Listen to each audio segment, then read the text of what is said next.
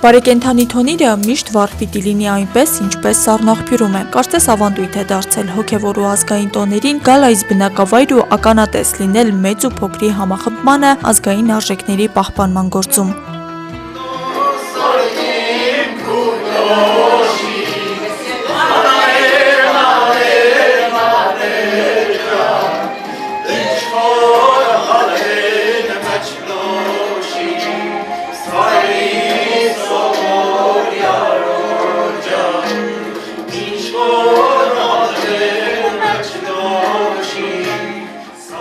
Այս տարի բուն բարեկենդանին նախորդող օրը Սառնաղբյուրցի Լուկաշին Հայրապետյանի տանն են գյուղի նախաձեռնող ու մշակութասեր մարդիկ արդեն ավանդական դարձած հարիսան պատրաստելու։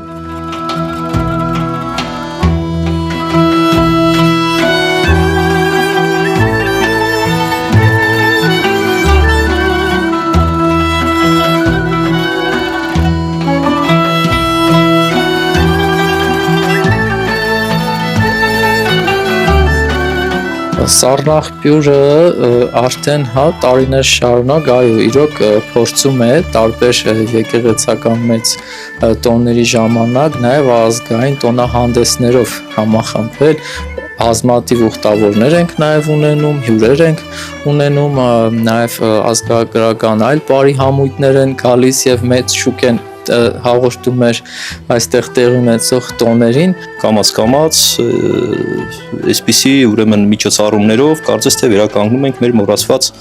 ավանդույթները, որոնց մասին միշտ էլ լսել ենք մեր մեծերից, պատմել են, շատ առաջներում եղել է, էլի։ Սառնաղբյուր բնակավայրում ձևավորվող այս գեղեցիկ ավանդույթը սկսվում է դեռևս շաբաթ երեկոյան։ Վառվում է հին թոնրի կրակը, որի վրա դանդաղ համբերատար եփվում է հարիսան։ Շուրջը հավաքվում են գյուղի ակտիվ բնակիչները, Սառնաղբյուրի Մենք ազգագրական բարի խմբի երեխաները երգում ու միասին խորհրդանշական են դարձնում այս օրը։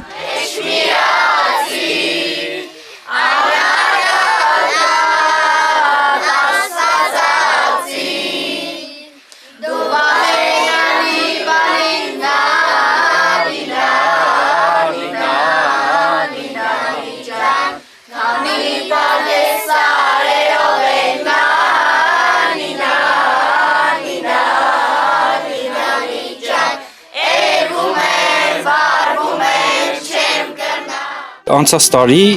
մենք մեր մյուս ընկերոջ տանն էինք, այս տարի մեր տանը, մյուս տարի այն մյուսի տանը ու այն զգացողությունները են, ոգևորվածությունը, այն տոնական բանը իմ ընտանիքը այդքան չէր զգացել։ Այսօր իրանք զգում են, փորձում ենք տուն բերենք նաև այդ ուրախությունը, ինչու՞ չէ, որովհետև այդ շատ կարևոր է, երբ որ համայնքային ուրախությունը նաև ընտանիքն է կիսում քո հետ ու ավելի ամուր է դի։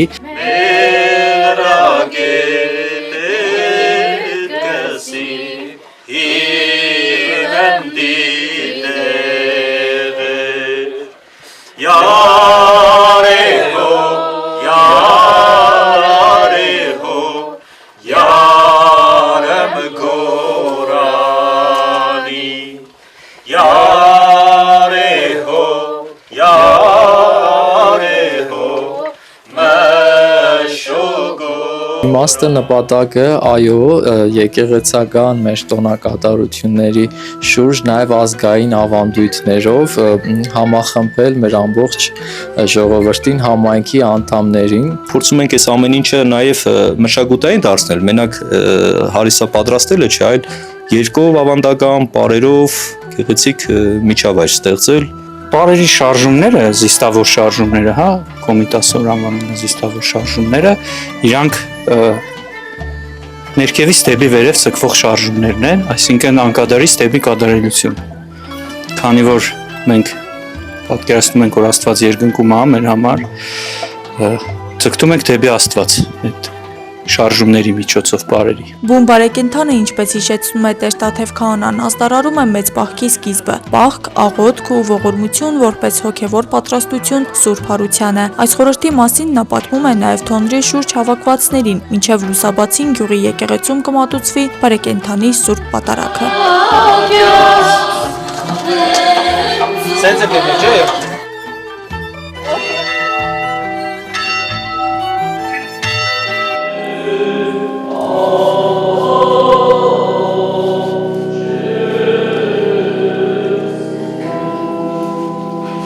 Առավոտյան Սառնախբյուրի եկեղեցու բակում արդեն տոնական շարժ էր։ Պատարագից հետո բաժանվող հարիսան որպես յուղոտ ու ծանրամարս կերակուր մեծ բախկից առաջ հավատացյալների սիրելի կերակուրն է։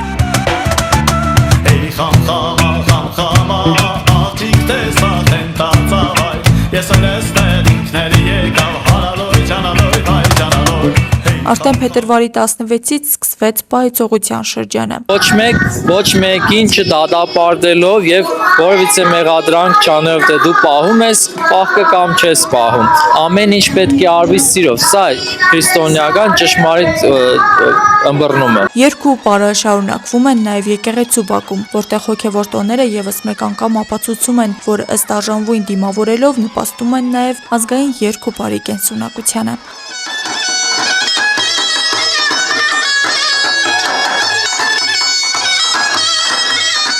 Հնարավորություն ունեմ սովորելու ազգագրական պարերը ու ինքս տարածելու պարերը տարածաշրջաններում։ Մենք հատուկ պարի տեղ ունենք, որ միշտ շաբաթ-կիրակի գնում ենք այդ տեղերը պարելու։ Հայ ազգային պարի գլխավոր ուղերձներից է միասնականությունը, իսկ Սառնախբյուրում համոզված են ազգը ապրում է այնքան, քանի դեռ պահում է իր հավատը, իր մշակույթը եւ միասնականությունը։ Աստղիկ Խաչատրյան, Խանո Վանեսյան, այսօր։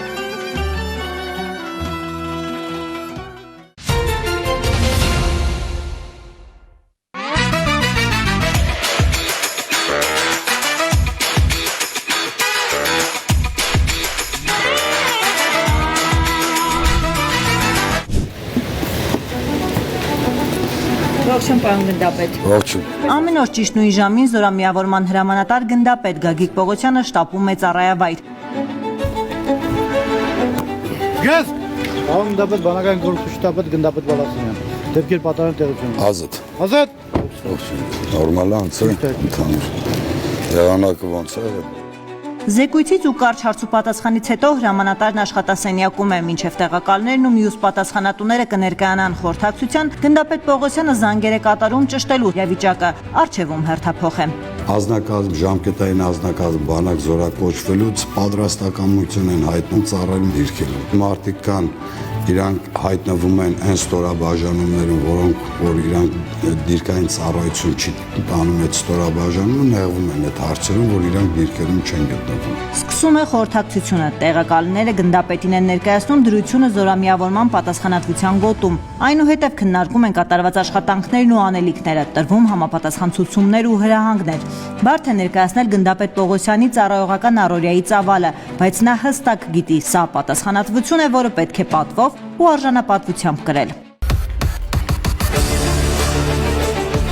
Զորամասերում արդեն մեկնարկել է ուսումնական փուլը, զորամիավորման հրամանատարն անձամբ է այցելում ստորաբաժանումներ, տեղում ծանոթանալու զինվորների առօրյային։ Տագնապով վերկացից մինչև զինանոցից զենք զինամթերքի դուրսբերման կարգը։ Գնդապետ Պողոսյանը ստորաբաժանման հրամանատարի հետ շրջայց է կատարում ու զինվորներից հետաքրքրվում, ինչ են հասցրել սովորել մի քանի օրում։ Հիշեցնում է, ամենակարևորը նման պարապմունքների ընթացքում անվտանգության կանոններին հետևելն է։ Եթե միտեղ նկատում եք ռիսկներ կա, ավելի լավ է դանդաղ կատարեք այդ ամեն ինչը կամ դադարեցնեք, հետո շարունակեք։ Եվ ամեն ինչը իհարկե զեկուցելով ձեր սպայական կազմին ձեր հրամանատարներին։ Բանակային զորամիավորման ենթակա ճանապարհներին ինժեներական աշխատանքները շարունակական բնույթ են կրում, դրանք չեն դադարում անգամ ձմռանը։ Կառուցվում են նոր շենք-շինություններ, կատարվում են վերանորոգման աշխատանքներ։ Հիմնականում մեծ մասշտաբի շինարարական աշխատանքներ է գնում եւ բոլոր զորամասերում, ինչը որ մի քանի քայլ ավել բարելավում է զինծառայողների կենցաղը։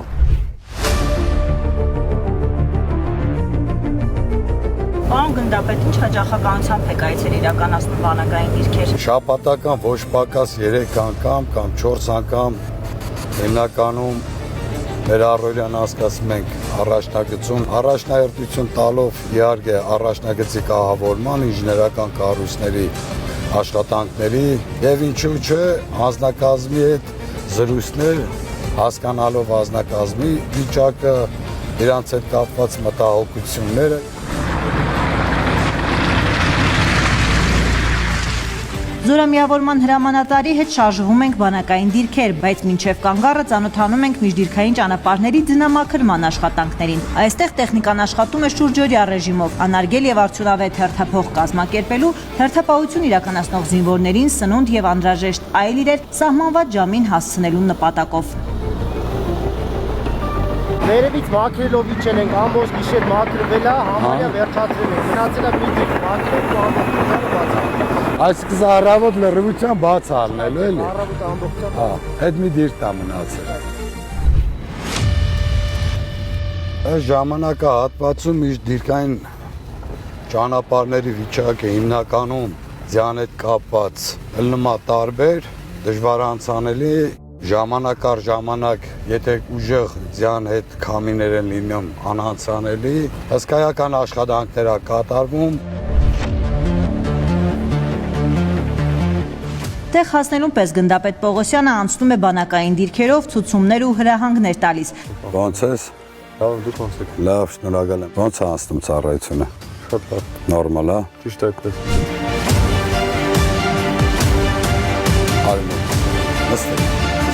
Գնդապետը զրուցում է նաև հերթապահություն իրականացնող անձնակազմի հետ։ Անմիջական շփման ընթացքում զինվորներից ակնկալում է անկեղծություն, նոր առաջարկներ ու գաղափարներ։ Խոստանում է անպայման հաշվի առնել դրանք ու քննարկման առարկա դարձնել։ Փոխարենը գնդապետը պահանջում է լինի դա մշտական տեղակայման վայրում, թե բանակային դիրքում հոգ տանել միմյանց հանդեպ։ Մեկը կարող է մի բան, մի փոքր ճիշտ չանի, պետք չի դրա այն որ ասում եմ մի թեթև սխալ կատարած քայլի համար ավելի վատ բան չէ, հակառակը պետք է ուղղեն վաղը կարող է դու հայտնվես այն մարդու կարգավիճակում, չէ, պետք է օգնեք, որ այդ ամեն ինչ հեշտ անցնի մարդուն։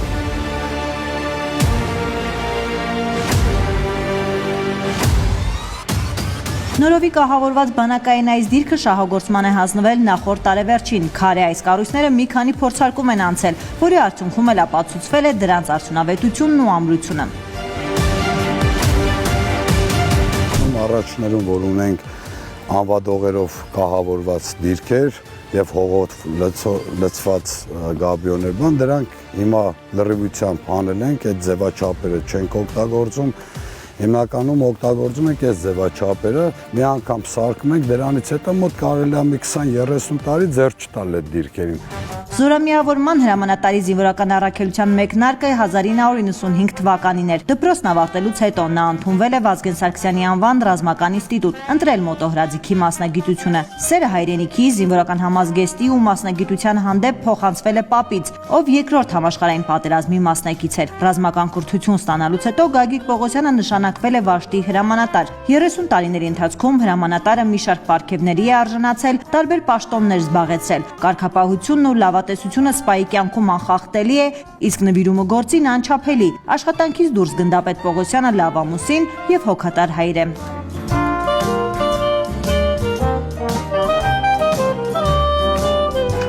Զորամիավորման հրամանատարը տուն է հասնում ուշ երեկոյան, բայց անշուշտ ժամանակ է գտնում իր պակաս ընտանիքի կյանքում լրացնելու, տիկնոջ ու զավակների հետ շփվելու համար։ Սիրով եմ տարել սպայի կնոջ կերպարը, դերը, այսպես կարելի ասել, այդ դժվարություններն էլ ստիպել են երևի, որ մեր ընտանիքը ամուր լինի։ Ինքը մեր ամեն գաղափարը միշտ օժանդակում է, խորհուրդներ է շատ տալիս, իր աղջիկը լինելը շատ հաճելի է, բայց միաժամանակ շատ պարտավորեցնող է, որպեսզի արժանի լինեմ իր անվանը։ Սովորեցրել է կյանքում առաջինը սիրել հայրենիքը, հետո նոր մնացածի մասին մտածել։ Ուշադիր է եղել թե ընտանիքին, թե ծառայությունը, բայց ծառայությունը առանձին ուշադրություն է դարձրել։ Հրամանատարի զավակները լավ գիտեն, հայրիկի կոչումը լրացուցիչ պատասխանատվություն է, որը պետք է պատվով եւ արժանապատվությամբ կրեն։ Երբեք դժվարություններից պետք է չփախնես։ Այ որ դժվարությունները կարող ես հաղթահարես, իրականում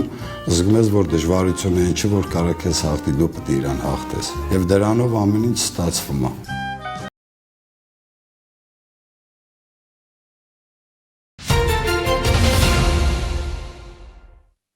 Հայաստանի եւ Ադրբեջանի քաղաքասարակության ներկայացուցիչները խաղաղության կամուրջ նախաձեռնության շրջանակում փետրվարի 13-ին եւ 14-ին երկօրյա համաժողով են անցկացրել Ծաղկաձորում։ Կլոր սեղանը համախմբել է Հայաստանի եւ Ադրբեջանի քաղաքացիական հասարակության, փորձագիտական համայնքի եւ լրատվամիջոցների ընդհանուր շուրջ 4 տասնյակ ներկայացուցիչների։ Ադրբեջանական պատվիրակությունը Հայաստան է ժամանել ցամաքային սահմանազատված եւ սահմանագծված հատվածով, հայկական ոսկեպար եւ ադրբեջանական Աշաղը, Ասկիփարա գյուղերի հարակից տարածքում անցնելով բոլոր անհրաժեշտ ընթացակարգերը։ Քննարկումները կենտրոնացել են հայ-ադրբեջանական հայ-ադրբեջանական հարաբերությունների ներկա փուլի, խաղաղության օրակարգի իրականացման եւ դրա տարածաշրջանային արդյունքների վրա։ Մասնակիցները քննարկել են նաեւ կայուն խաղաղության սոցիալ-տնտեսական հնարավորություններն ու հասարակությունների սպասումները։ Ծրագրով մասնակիցները հանդիպումներ են ունեցել Հայաստանի բարձրաստիճան պաշտոնյաների հետ, այդ թվում Անվտանգության խորհրդի քարտուղար Արմեն Գրիգորյանի եւ արտաքին գործերի նախարարի տեղակալ Վահան Կոստանյանի հետ։ Այս այցը, որը տեղի է ունեցել սահմանազատված հատվածով, իր մեջ սիմվոլիզմ է պարունակում։ Ամփոփիչ ասուլիսում հայտարարել է խաղաղության կամուրջ նախաձեռնության Հայաստանի համակարգող Արեգ Քոչինյանը։ Հենց առաջին հանդիպումից սկսած, Երևանյան առաջին հանդիպումից սկսած, որը մեկնակետը դարձավ այս նախաձեռնության, կողմերը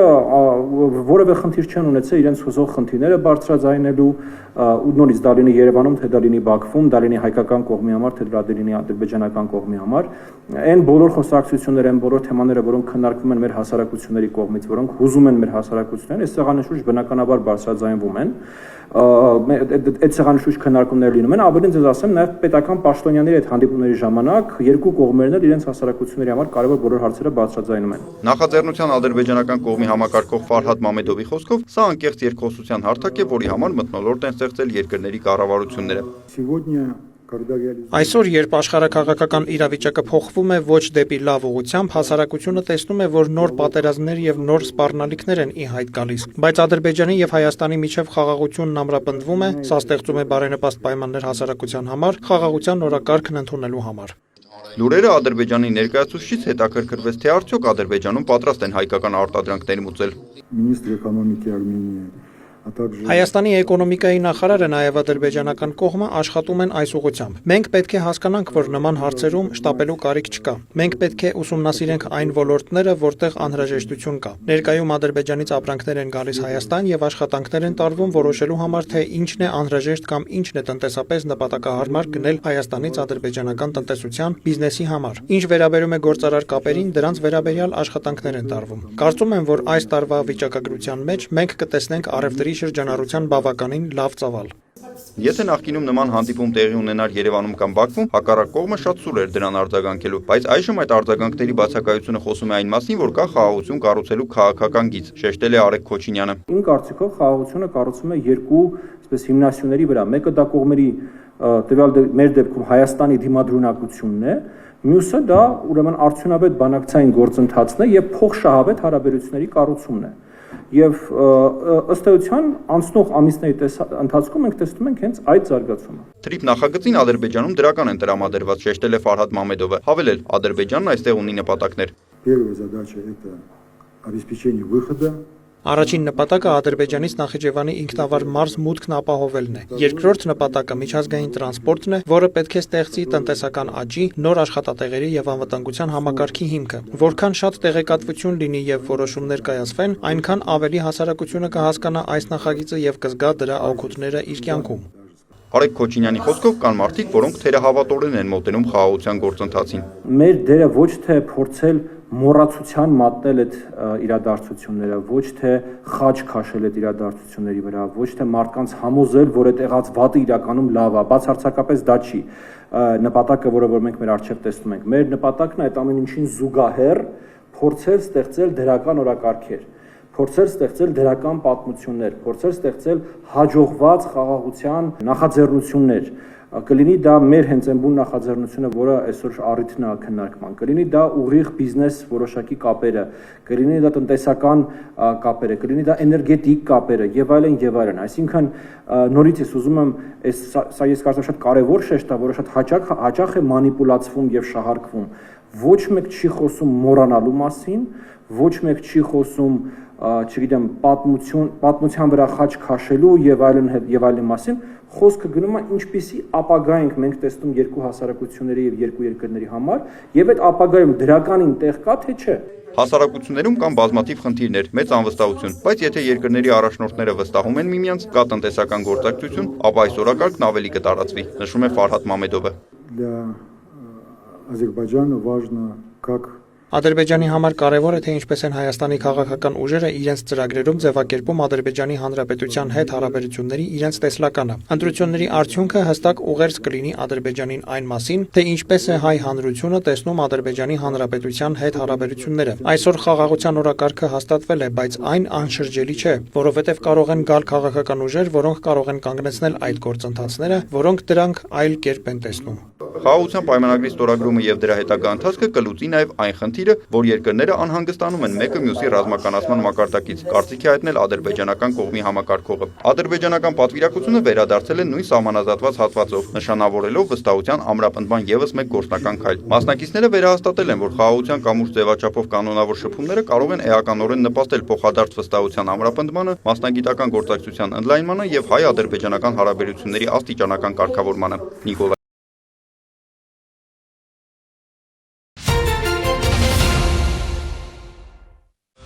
Իրանը պատրաստ է փոխզիջումների գնալ իր միջուկային ծրագրի հարցում պատժամիջոցների մեղմացման դիմաց, հայտարարել է երկրի արտաքին գործերի փոխնախարար Մաջիդ Թախտռավանչին։ Նրա խոսքով, որպես փոխզիջման կամքի ապացույց, Իրանը կարող է քննարկել 60% հարստացված ուրանի հարստացման մակարդակի նվազեցման հարցը։ Նա ևս մեկ անգամ կրկնել է, համաձայնագրի հասնելու համար հարկավոր է կենտրոնանալ միայն Իրանի միջուկային ծրագրի վրա, բանակցություններում չներառել հրթիռային ծրագիրը եւ Իրանից չպահանջել ուրանի հարստացման լիարժեք բացառում։ Իր հերթին ԱՄՆ պետքարտուղար Մարկո Ռուբիոն հայտարարել է, Վաշինգտոնը ցանկանում է հասնել խնդրի բանակցային կարգավորման։ Ոչ ոք չի կարողացել Իրանի հետ հաջող գործարք կնքել, բայց մենք կփորձենք, ասել է նա։ Իսկ տարածաշրջանում ամերիկյան ուժերի տեղակայումը Ռուբիոյի խոսքով նպատակ ունի պաշտպանել այնտեղ գտնվող ամերիկյան ուժերը, եթե դրանց որևէ վտանգ սպառնա։ Թեմային է անդրադարձել նաև Իսրայելի վարչապետը Բենյամին Նեթանյահուի խոսքով համաձայնագրով ԱՄՆ-ն պետք է պահանջի, որ Իրանը երկրից դուրս բերի հարստացված ուրանի պաշարները։ Ուրանի հետագա հարստացումը պետք է արգելվի, իսկ Թեհրանի հրթիռային ծրագիրը պետք է սահմանափակվի։ Փետրվարի 17-ին Ժնևում կկայանա Թեհրանի եւ Վաշինգտոնի միջև անուղղակի բանակցությունների երկրորդ փուլը։ Իրանական պատվիրակությունն, ինչպես Օմանում, կգլխավորի արտգործնախարար Աբբաս Արաղչին, իսկ ամերիկյան պատվիրակությունը նախագահի հատուկ բանագնաց Սթիվ Ուիթքոֆը։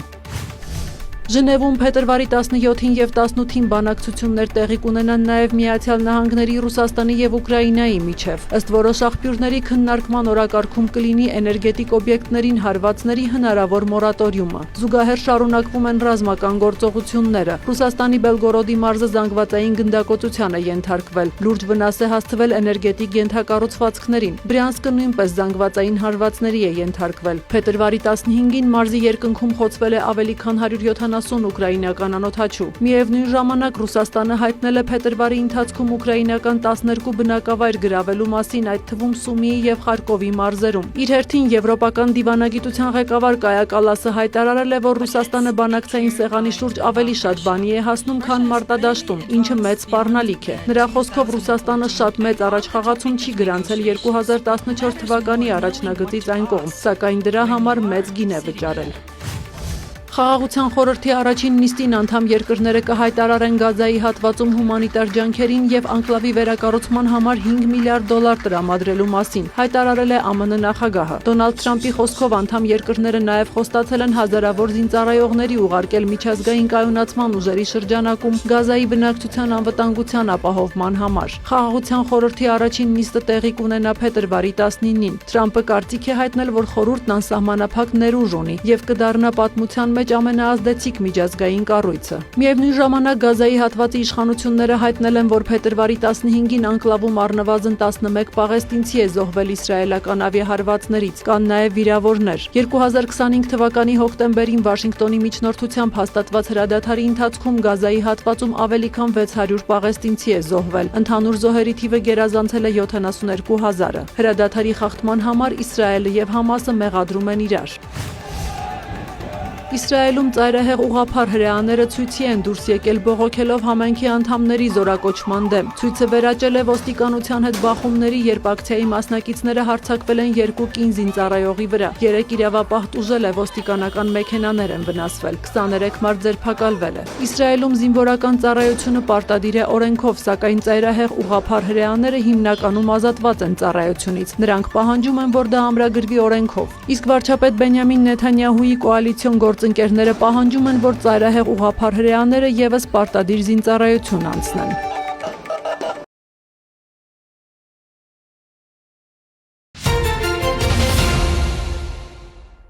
Ժամանակակից աշխարհում հուզական կամ հոգեբանական աջակցության կարիք գուցե մեզանից շատերն ունեն։ Արագ փոփոխվող իրողությունները, սոցիալական եւ անձնային մարտահրավերները կարող են անդրադառնալ մարդու ներաշխարհի վրա, առաջացնելով տագնապ, հիասթափություն, նույնիսկ մեկուսացման զգացում։ Քչերը գիտեն Հայաստանում գործող հուզական աջակցության թեժ գծի մասին, որն անվճար ծառայություններ է մատուցում նրանց, ովքեր գտնվում են հոգեբանական ճգնաժամի, սթրեսի, տագնապի կամ միայնության զգացման մեջ։ Թեժգիծը հասանելի է Հայաստանի Հանրապետության ողջ տարածքում անվճար 0800 00900 հեռախոսահամարով, նախատեսված է բոլորի համար, ովքեր այդ պահին ունեն հոգեկան առողջության կամ հուզական առողջության մարտահրավերներ, ովքեր զգում են աջակցության կարիք, նաև բացի հոգեբանական աջակցությունից անհրաժեշտության դեպքում մասնագետները նաև ուղղորդում են շահառուներին այլ ծառայություններ, որպեսզի աջակցությունը լինի բազմաշերտ եւ ավելի արդյունավետ։ Հուզական աջակցության ծառայությունը մատուցվում է անանուն, սակայն հստակ կարելի է ասել, որ դիմողների 50%-ը Երևանից է, իսկ մյուս կեսը մարզերից։ Նրանց գերակշիռ մասը կանայք են, անհանգստացնող հարցերը տարբեր։ Ծառայությունը հասանելի է ժամը 9:00-ից մինչև 18:00։ Հիմա աշխատում ենք այն ուղղությամբ, որպեսզի կարողանանք ժամերը նաև ավելացնել հասանելիության։ Ծառայությունը տրամադրում են հոգեկան առողջության եւ հարակից ոլորտի մասնագետներ, ովքեր բացի իրենց հիմնական համալսարանական կրթությունից եւ աշխատանքային փորձից նաև մեզ հետ աշխատելուց առաջ անցնում են համապատասխան վերապատրաստում, որպեսզի ձեռք բերեն գիտելիքներն ու հմտությունները,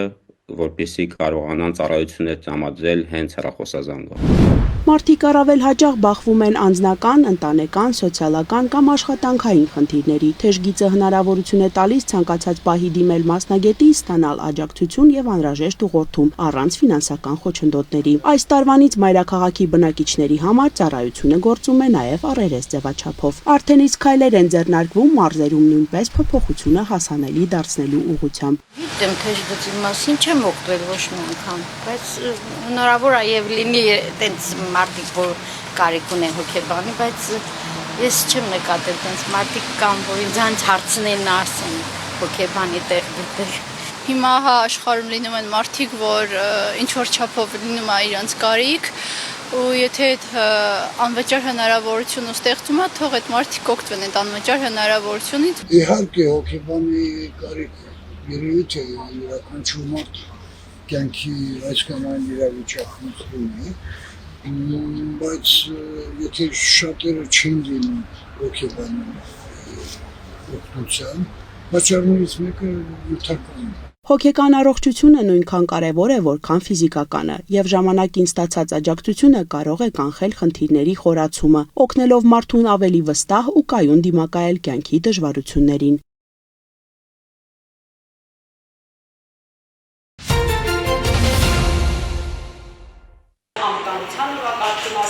Համայնքներում առկա խնդիրները երբեմն տեսանելի են բոլորին, սակայն դրանց համակարգված վերլուծությունն ու առաջնահերթությունների հստակ սահմանումը հաճախ բացակայում է։ Այս նպատակով Տավուշի մարզում քաղաքացիական երիտասարդական կենտրոն հասարակական կազմակերպությունը կազմակերպել էր աշխատաժողով, որը համախմբել էր մարզի մի շարք համայնքների ներկայացուցիչների։ Միավորված ազգերի կազմակերպության 1325 բանաձևը նոր իրականություն չէ Հայաստանի համար։ Հայաստանի Հանրապետության կառավարություն առաջին ծրագիրը ադապտացրել է 2019 թվականին, բայց չնայած արդեն 25 տարվա պատմությանը համայնքների մեծամասնության համար դեռևս այս փաստաթուղթը ահագին անծանոթ է։ Միջոցառումը, որ իրականացվում է քաղաքացիական երիտասարդական կենտրոնը, նպատակ ունի Տավուշի մարզի համայնքներին ավելի մոտ բերելու այս բանաձևին, իրազեկվածության բարձրացության գիտելիքի տրամադրման միջոցով, ինչպես նաև համատեղ քննարկումների միջոցով դուրս բերել այն առաջնահերթությունները, որոնք առկա են համայնքներում, անվտանգային համակարգերը, կառուցակարգերը ավելի ամրապնդելու։ Աշխատաժողովին մասնակցում էին նաև Հայաստանում Եվրոպական միության դիտորդական առաքելության ներկայացուցիչները, ովքեր ներկայացրին առաքելության մանդատը եւ գործունեության հիմնական ուղղությունները։ Աշխատաժողովի ընթացքում մասնակիցները յուրաքանչյուրն իր համայնքի օրինակով իրականացրին խնդիրների քարտեզագրում, առանձնացնելով սոցիալական, ենթակառուցվածքային եւ հատկապես անվտանգության ու խաղաղաշինական ոլորտներում առկա մարտահրավերները։ Խմբային քննարկումների արդյունքում սահմանվեցին առաջնահերթությունները եւ վերհանվեցին այն խնդիրները, որոնք համայնքներում պահանջում են հրատապ լուծում։ Ընդհանրապես մարզերում կանանց դերակատարության հետ կապված նման միջոցառումներ նպաստում են, որպեսզի կանայք եւ աղջիկները անվտանգության պաշտպանության, նաև նրանց հետ կապված ցանկացած խնդիր ունենան մասնակցություն։ Այսինքն նման հանդիպումները նպաստում են նոր գաղափարների, նոր լուծումների առաջ գալուն, որը ապահովում է նրանց մասնակցությունը ժողովրդավարական զարգացումներում եւ ընդհանրապես անվտանգության կառուցակարգերի ձևավորմանը, ինչպես նաև որոշումների կայացման գործընթացում կանանց ներգրավվածության աստիճանի բարձրացմանը։ Քննարկումների մասնակիցները կարևորեցին նաև կանանց ներգրավվածությունը անվտանգային գործընթացներում, ընդգծելով, որ համայնքային զարգացման եւ կայունության ապահովման գործում նրանց մասնակցությունը պետք է լինի հետևողական եւ համակարգված։ Տեղական խնդիրների լուծումը սկսվում է հենց համայնքներից, մարդկանց ակտիվ մասնակցությունից, պատասխանատվության զգացումից եւ համատեղ աշխատանքի պատրաստակամությունից։